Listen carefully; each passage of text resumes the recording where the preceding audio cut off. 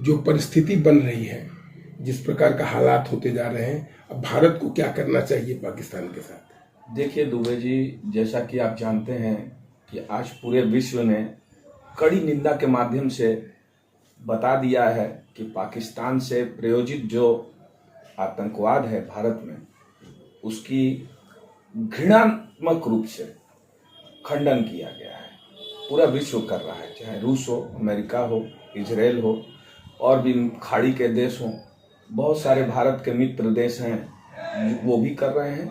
और जो देश विश्वास करते हैं इंसानियत के परोपकार भाव पर, वो भी कर रहे हैं। लेकिन अब भारत को करना क्या चाहिए? जिस प्रकार से देखिए, हमने पिछले 2 बार सर्जिकल स्ट्राइक भारत ने किया, बालाकोट एयर स्ट्राइक किया।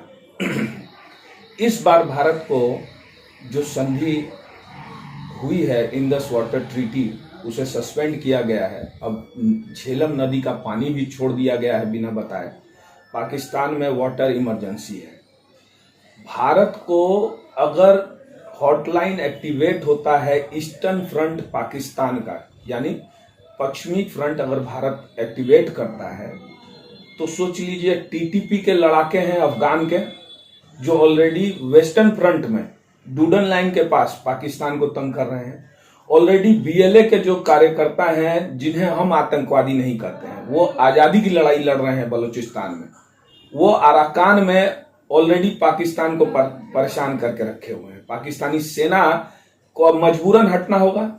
और जहां भारत अगर खुले तौर पर आक्रमण करता है इंटरनेशनल बॉर्डर पर, इंटरनेशनल बॉर्डर देखिए 5 तरीके का बॉर्डर है भारत का, वो आप भी जानते हैं। एलओसी है, लाइन ऑफ कंट्रोल बोलते हैं, एलएसी है, लाइन ऑफ एक्चुअल कंट्रोल है, इंटरनेशनल बॉर्डर है, वर्किंग बाउंड्री है और सर्किट है। इस तरीके का 5 बॉर्डर भारत के पास है, जिसमें से 4 बॉर्डर हम ऑलरेडी शेयर करते हैं पाकिस्तान के साथ। इन 4 तरह की, इन चारों बॉर्डर को छोड़ के इंटरनेशनल बॉर्डर पर अगर भारत कूच करता है, तो पाकिस्तान विवश हो जाएगा। अपनी जो सेना वेस्टर्न फ्रंट, जो पाकिस्तान का वेस्टर्न फ्रंट है, बलूचिस्तान और अफगानिस्तान पे जहां पे उनके सैनिक हैं, भारत को फेस करने के लिए वहां सैनिक विड्रॉ करना पड़ेगा। भारत को कूटनीतिक जीत भी करनी होगी। अफगान के साथ जो हमारे संबंध हैं, अफगानिस्तानियों के साथ जो हमारे संबंध हैं, उनको भी इस्तेमाल करके वेस्टर्न फ्रंट जो पाकिस्तान है, उसका भी एक्टिवेशन होना चाहिए। पाकिस्तान के पास अभी टैंक में डालने के लिए तेल नहीं है। जहाज जो उड़ेंगे उनका भी एटीएफ नहीं है, एयरक्राफ्ट टर्बाइन फ्यूल नहीं है जहाज में। 2 दिन के बाद उनके पास रिजर्व नहीं रहेगा। और युद्ध करना ऐसे, देखिए हम तो युद्ध के बारे में ये नहीं सोचते हैं, लेकिन युद्ध, जब तुमने हमारे 26 बेगुनाह लोगों को मौत के घाट उतारा है, आज उन माँ बहनों का कष्ट जो है, जो माँ बहनों का दुख दर्द है, उस दर्द को देखते हुए हमें पीड़ा के साथ कहनी पड़ती है कि अब की बार 1971 में बांग्लादेश बनाया था भारत ने, अब की बार बलूचिस्तान को एक नया देश के रूप में भारत स्थापित करे और पाकिस्तान को खंडित करे। नेवल ब्लॉकेड हमने लगा ही दिया है। कराची और ग्वादर बंदर का ब्लॉकेड हो जाएगा। 9 दिन तक आपके पास राशन पानी तेल नहीं होगा। पानी हमने छोड़ ही दिया है। आपके पास सूखा भी होगा, आपके पास वाटर इमरजेंसी के लिए फ्लड भी होगा। पाकिस्तान बुरी परिस्थिति में पड़ा हुआ है। और इस बार अंतर्राष्ट्रीय जगत में चीन भी खुलेआम तौर से आएगा नहीं आपको मदद करने। क्यों? चीन का भी बेल्ट एंड रोड इनिशिएटिव जो बलूचिस्तान के ग्वादर में जाता था, बीएलए के लड़ाके जो हैं, बीएलए के लड़ाके ने इतना नाक में दम कर दिया है कि चीन भी अपने इन्वेस्टमेंट से पाकिस्तान में खुश नहीं है। तो चीन भी खुले तौर पे आएगा नहीं समर्थन में। खाड़ी के देश ऑलरेडी खंडन कर रहे हैं, भारत के साथ खड़े हैं। अब वो मुस्लिम देश जो हैं भारत के साथ खड़े हैं। पाकिस्तान का अब इंटरनेशनल आइसोलेशन हो गया है, कहीं दाल नहीं गलने वाला है। इसीलिए आसिफ मुनीर अपने परिवार को पाकिस्तान से बाहर भेज चुका है।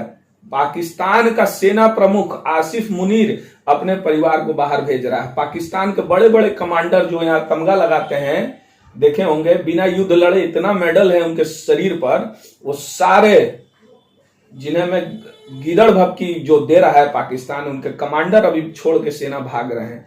क्यों? जानते हैं, ये सशस्त्र भारत है, ये एकत्र भारत है। और जब भारत ने निर्णय कर लिया है कि इस बार आर या पार, तो पाकिस्तान के अस्तित्व का सवाल है। और हम ये जानते हैं, देखिए आज लोग पूरा भारत में आक्रोश है, आप देख ही रहे हैं, चारों तरफ लोग निकल रहे हैं रास्ते पर, कहीं ना कहीं प्रदर्शन चल रहा है, कहीं ना कहीं लोग अपनी बातें कर रहे हैं। फिर भी मैं और भी कहता हूं कि देखिए, आस्तीन, बाहर के सांपों का सर कुचलना आसान है, लेकिन कुछ सांप आस्तीन में भी हैं। उस आस्तीन के सांपों को हमें चिन्हित करना होगा और उन आस्तीन के सांपों से पहले निपटना होगा। जैसे कांग्रेस के कुछ नेता हैं, आज कर्नाटक में बहुत बुरी घटना हुई है, आपको मालूम है कर्नाटक में क्या हुआ है? कर्नाटक में पाकिस्तान के झंडे को जलाने के लिए वहां के पुलिस ने कई ऐसे कार्यकर्ता को पकड़ लिया। बंगाल में 2 दिन पहले की घटना है कि पाकिस्तान के झंडे को जलाने नहीं दिया गया। अब ये बताइए, ये पाकिस्तान प्रेम हमारे देश में अगर उमड़ेगा तो बहुत तकलीफ है। ये भी हमने देखा है अटारी बॉर्डर पर, दुबे जी, कि कई ऐसी भारत की बेटी हैं जो पाकिस्तान जाने के लिए तिलमिला गई हैं, क्योंकि वो जानती हैं कि उनका शोहर है पाकिस्तानी।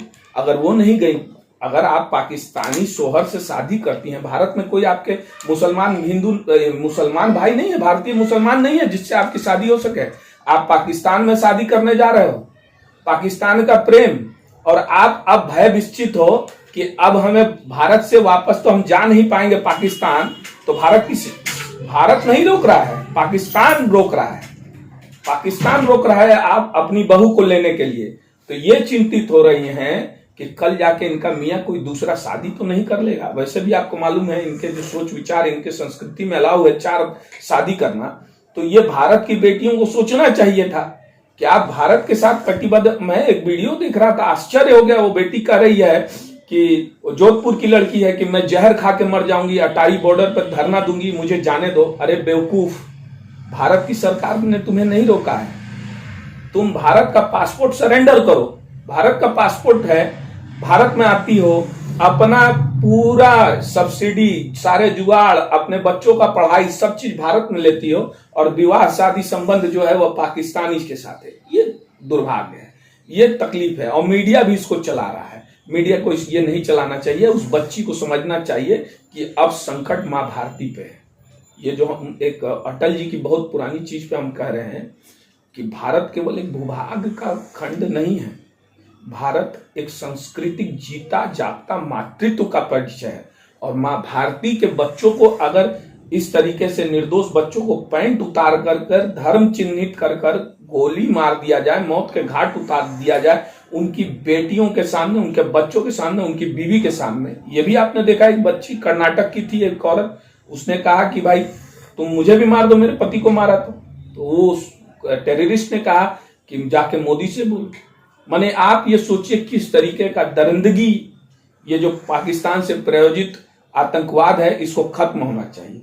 और आपके माध्यम से मैं बोलूंगा तो बहुत बड़ी बात हो जाएगी, लेकिन मैं आपके माध्यम से बताना चाहता हूं मौजूदा हुकूमत वक्त और सरकार जो यहाँ पे है उसको बताना चाहता हूं कि मोदी जी, आपने जो निर्णय लिया होगा, आप हमसे, हमारे सोच, हमारी जितनी समझ है उससे तो परे, आपके पास कैबिनेट और लाव लश्कर सब है, लेकिन एक छोटा सा आपसे रिक्वेस्ट है मोदी जी कि इस बार भारत का झंडा लाहौर नहीं इस्लामाबाद में फहराएंगे, और आशा करते हैं कि बलोचिस्तान एक नया प्रांत नहीं, एक देश के रूप में आप स्थापित करिएगा, यही आशा है। और मैं नमन करता हूं और बहुत ही श्रद्धांजलि देता हूं उन दिव्यांग को जिनकी हत्या कर दी गई पहलगाम में, उनकी आत्मा को शांति मिले।